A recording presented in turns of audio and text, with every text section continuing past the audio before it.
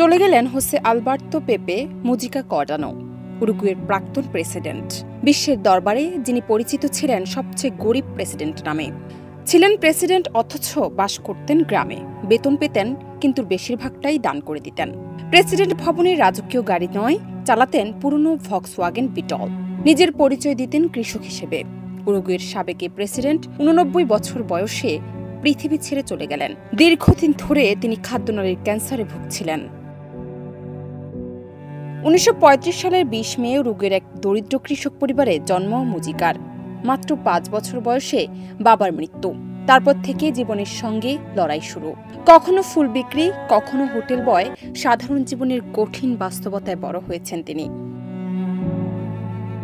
তারুণ্য, Cuban বিপ্লব ও সমাজতন্ত্র দ্বারা অনুপ্রাণিত হয়ে গড়ে তোলেন তুপামারোস গেরিলা মুভমেন্ট।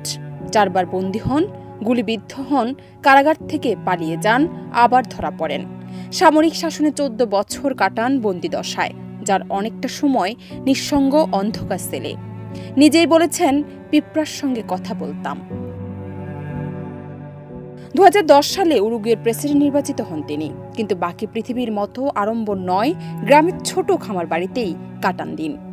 স্ত্রী লুসিয়া তোপোলানস্কির সঙ্গে ফুল চাষ করতেন, চড়তেন পুরনো বিটল গাড়িতে, মাসিক বেতনের 90% দান করতেন দুস্থদের জন্য।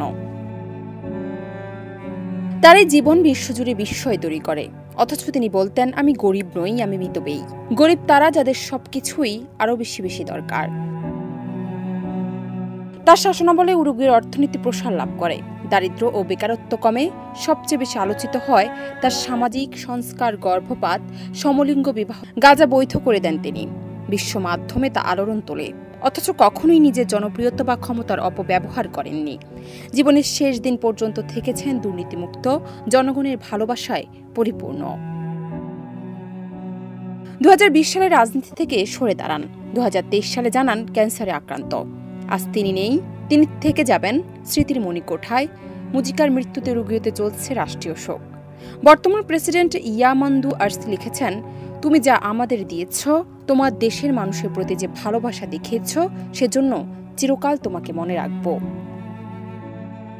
জান্নাত নিপু, দেশ রূপান্তর।